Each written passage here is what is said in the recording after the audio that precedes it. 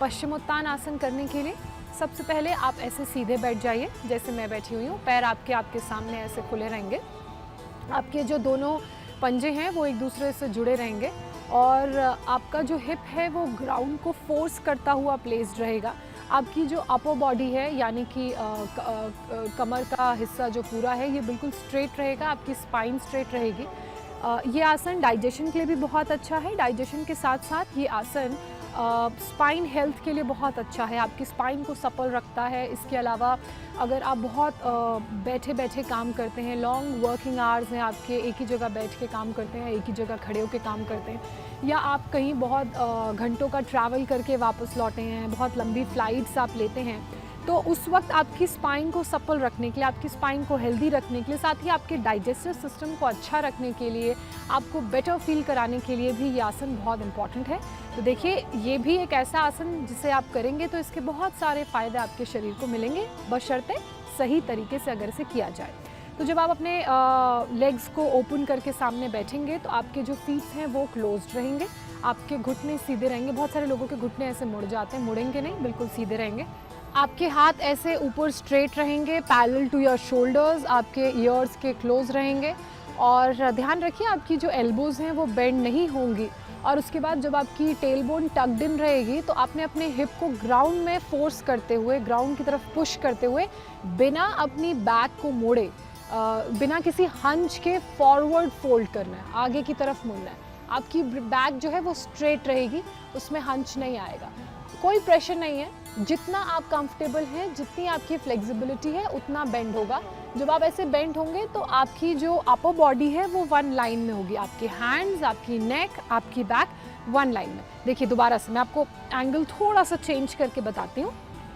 ऐसे आप बैठेंगे, आपके दोनों हाथ सीधे रहेंगे और उसके बाद आप वन लाइन में बिना अपनी बैक को हंच किए ऐसे नीचे की तरफ बेंड करेंगे, जितना आप कंफर्टेबल हैं। अगर आप इतना कंफर्टेबल हैं इतना करिए, इतना कंफर्टेबल है इतना करिए, मगर ऐसे मत करिए। ये जो हंच आ रहा है ये हंच नहीं आना चाहिए। धीरे धीरे फ्लेक्सिबिलिटी आती है। तो अगर आप सही टेक्निक, सही तरीका अपनाएंगे तो आसन के उतने फ़ायदे आपको मिलेंगे। जैसे I am comfortable this much, अगर आप इतना कर सकते हैं मेरी तरह तो फिर आप अपनी दोनों उंगलियों से हुक बना लीजिए। उसके बाद अपने थम्स में उन हुक्स को फंसा लीजिए और आपके जो शोल्डर्स हैं वो स्ट्रेट रहेंगे और आप बिना हंच के अपनी अपर बॉडी को नीचे की तरफ पुश करेंगे। कोशिश करेंगे कि अपने माथे को अपने सर से लगाएं, पश्चिमोत्तानासन। और जब आप ऐसे अपने माथे को अपने सर से लगाएंगे तो आपके जो घुटने हैं वो प्रेशर डालेंगे और आप ऐसे उन्हें, आपको मन करेगा कि आप उन्हें ऐसे उठा लें या उन्हें फोल्ड कर लें, तो वो नहीं करना है, घुटने स्ट्रेट रहेंगे। अगर स्ट्रेट करने में प्रॉब्लम हो रही है तो आप अपनी जो फीट हैं उन्हें ऐसे इनवर्ड्स कर सकते हैं। आउटवर्ड्स करेंगे तो घुटने ऑटोमेटिकली फोल्ड होंगे, तो आप उन्हें ऐसे इनवर्ड्स रखिए।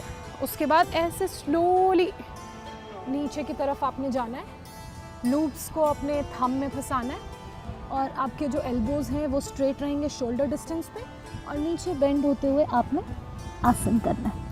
उसके बाद ऐसे धीरे से ऊपर भी आना है। तो जो आसनों का मूवमेंट है वो स्लो और स्टेडी रहेगा। मैं आपको एक बार फिर से बोल रही हूँ कि किसी भी आसन को बहुत तेज़ करना या बहुत रश करने की कोई ज़रूरत नहीं है, क्योंकि जितना आपकी बॉडी आसनों को करने के लिए प्रिपेयर्ड होगी उतना ही आप कर पाएंगे और फ्लेक्सिबिलिटी आने में टाइम लगता है। अगर आप किसी भी आसन को जल्दी जल्दी करने की कोशिश करेंगे या उस प्रोसेस को रश करेंगे या टाइम होल्ड का टाइम बढ़ाने की कोशिश करेंगे तो दैट इज़ द टाइम जब आपको इंजरी हो सकती है। तो इसलिए आप जब ये आसन कर रहे हैं, feel your body, feel the breath and then do it along with the breath. तो जब आप ऐसा करेंगे तो आपको ऐसा करते वक्त इंजरीज़ और किसी तरह की दूसरी फिजिकल प्रॉब्लम नहीं होगी। अगला आसन जो मैं आपको एसिडिटी की प्रॉब्लम को दूर भगाने के लिए बताने जा रही हूँ वो है वक्रासन। आप चाहें तो इसे अर्धमत्स्येंद्र आसन से पहले या उसके बाद भी कर सकते हैं, क्योंकि ये थोड़ा बहुत अर्धमत्स्येंद्र आसन की तरह ही है। तो वक्रासन के लिए सबसे पहले आप अपने पैरों को अपने सामने ऐसे खोल लीजिए। उसके बाद आप कोई भी आसन राइट साइड से शुरू होता है, तो इसलिए आपका जो राइट लेग है उसको ऐसे फोल्ड कर लीजिए। आपका राइट लेग जब फोल्ड होगा तो आपका जो राइट हैंड है वो पीछे की तरफ प्लेस्ड होगा आपके हिप के पास, और आपका जो लेफ्ट हैंड है वो राइट को ऐसे अंदर से सर्कल करते हुए लेफ्ट नी को पकड़ेगा, और आपकी गर्दन का जो प्लेसमेंट है वो पीछे की तरफ ओवर योर शोल्डर एक सेंटर पॉइंट को गेज करेगा। अब मैं आपको यही आसन दूसरी पोजीशन से बताती हूँ। देखिए दूसरी साइड से इस आसन को कैसे करना है। आप अपने पैरों को अपने सामने खोल लीजिए, आपका जो लेफ्ट लेग है उसे ऐसे करके फोल्ड कर लीजिए। उसके बाद आपका जो लेफ्ट हैंड है वो पैरेलल टू योर हिप ऐसे पीछे प्लेस्ड रहेगा, और जो आपका राइट हैंड है वो आपके लेफ्ट लेग के अंदर से आके आपके राइट नी को बाहर से पकड़ेगा, जैसे मैंने पकड़ा। देखिए दोबारा आपकी बॉडी ऐसे ट्विस्ट होगी, आपका हैंड यहाँ से अंदर से आएगा, आगे से अंदर से आते हुए आपके राइट नी को होल्ड करेगा,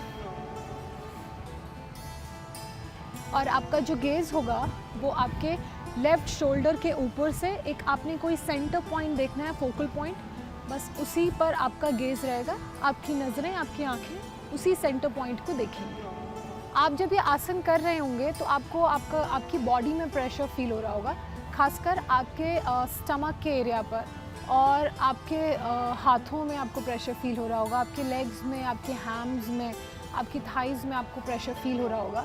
तो ये जो आसन है आप इसे करेंगे तो इसके भी आपको मल्टीपल बेनिफिट्स मिलेंगे। एक तो आपका जो ये मूवमेंट है, साइड मूवमेंट, साइड स्ट्रेचिंग है, वो बेटर होगा, क्योंकि प्रेशर पेट में फील होता है तो इसलिए डाइजेशन बहुत अच्छा होगा, एसिडिटी की जो प्रॉब्लम होती है वो नहीं होगी, और साथ ही जब आपके पैरों पे प्रेशर फील होगा, वो स्ट्रेच आपको फील होगा, तो उससे आपकी लेग की फ्लेक्सिबिलिटी, खासकर जो आपकी हैमस्ट्रिंग्स की फ्लेक्सिबिलिटी है, जो आपके क्वाड्स की, आपकी थाइस की फ्लेक्सिबिलिटी है, वो भी इम्प्रूव होगी।